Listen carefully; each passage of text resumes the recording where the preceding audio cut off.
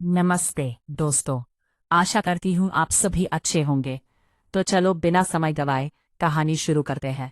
मेरा नाम प्रिया है। उम्र 28 साल। मैं एक नर्स हूँ। हॉस्पिटल में काम करती हूँ। मुझे खुद को बताते हुए थोड़ी शर्म आ रही है, लेकिन सच बताऊं तो मेरी फिगर काफी आकर्षक है।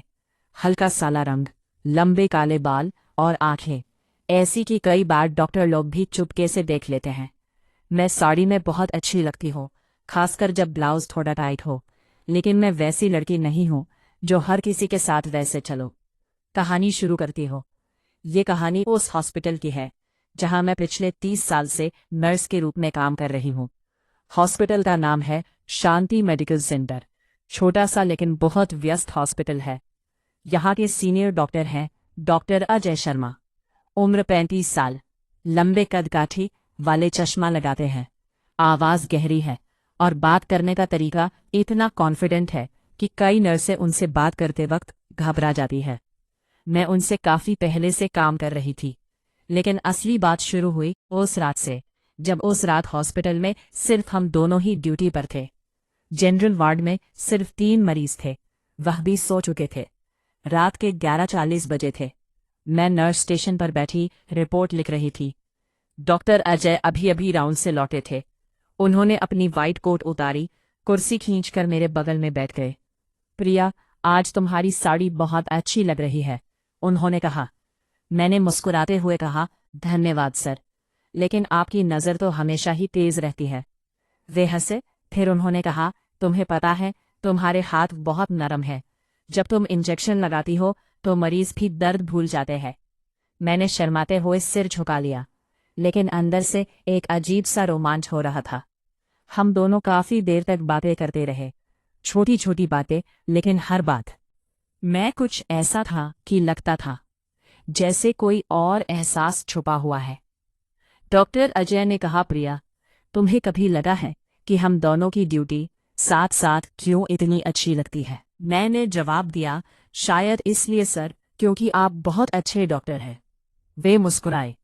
सिर्फ अच्छे डॉक्टर? मैंने उनकी आंखों में देखा और धीरे से बोली, और अच्छे इंसान भी। उस रात हम बहुत देर तक बातें करते रहे।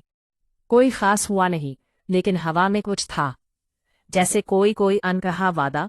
अगले कुछ हफ्तों में हमारी बातें बढ़ती गई, लेकिन बिल्कुल सामान्य तरीके से। कभी ब्रेक रूम में चाय पीते हुए, कभी लेट नाइट ड्यूटी में रिपोर्ट चेक करते हुए।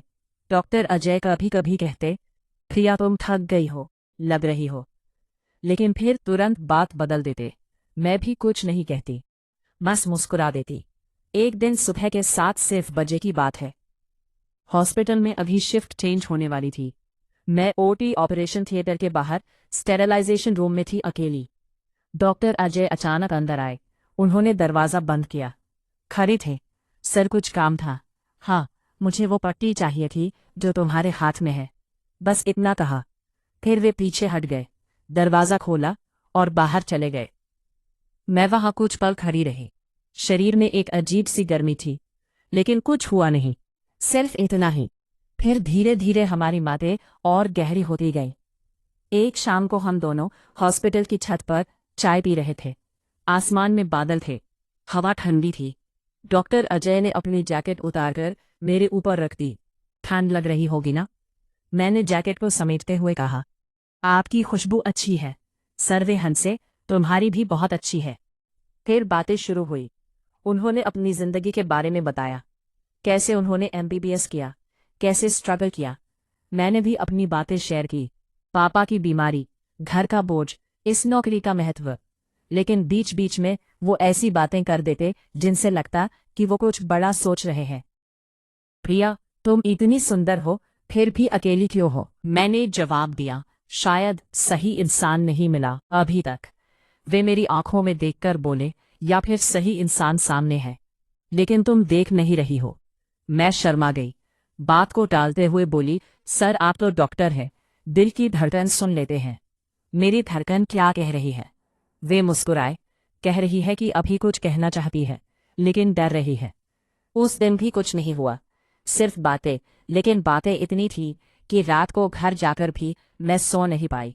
समय बीतता गया। 3 महीने बाद एक खास केस आया। एक बुजुर्ग महिला को बहुत तेज बुखार और सांस की तकलीफ थी। डॉक्टर अजय और मैं दोनों रात भर उसके साथ रहे। सुबह F00 बजे जब महिला की हालत स्थिर हुई तो हम दोनों थक कर चूर हो चुके थे। उन्होंने कहा, प्रिया चलो, मेरे केबिन में थोड़ा आराम कर लेते हैं। मैंने हिचकिचाते हुए यहाँ कह दी। केबिन में सिर्फ एक छोटी सी सोफा और उनकी चेयर थी।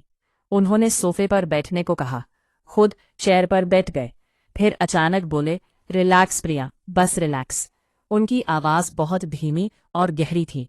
मेरी आंखें बंद हो गई। शरीर में एक अनोखी लहर दौड़ रही थी, लेकिन फिर भी कुछ नहीं हुआ। उन्होंने 10 से 12 मिनट बाद मुझे जगाए।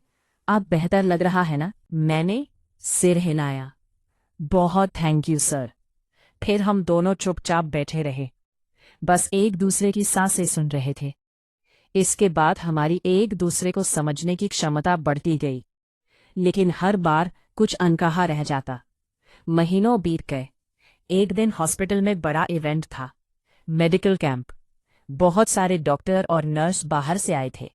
शाम को प्रोग्राम के बाद डॉक्टर अजय ने मुझे अपने केबिन में बुलाया। प्रिया, आज तुमने बहुत अच्छा काम किया।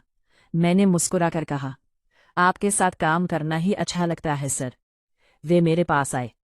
उनकी आंखों में कुछ था। प्रिया, मैं तुमसे कुछ कहना चाहता हूँ। मेरा दिल तेज धड़कने लगा। हाँ सर, तुम मेरी जिंदगी में बहुत महत्वपूर्ण हो गई हो, लेकिन मैं नहीं चाहता कि हम कोई गलत कदम उठाएं।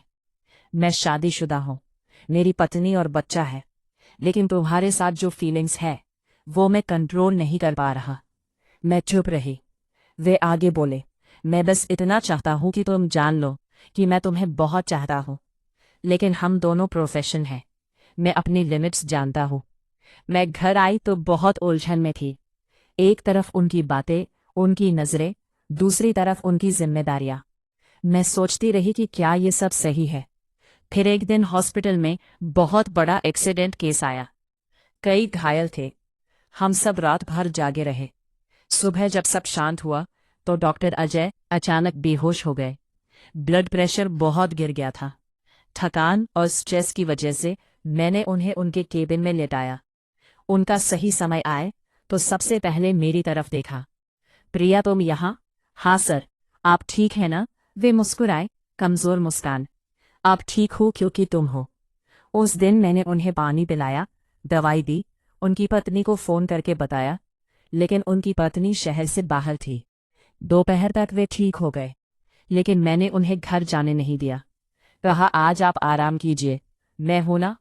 शाम को जब हॉस्पिटल खाली हो गया, मैं उनके केबिन में उनके पास बैठी थी। वे बोले, प्रिया, आज तुमने मुझे जितना संभाला वह मेरी पत्नी भी शायद नहीं कर पाती।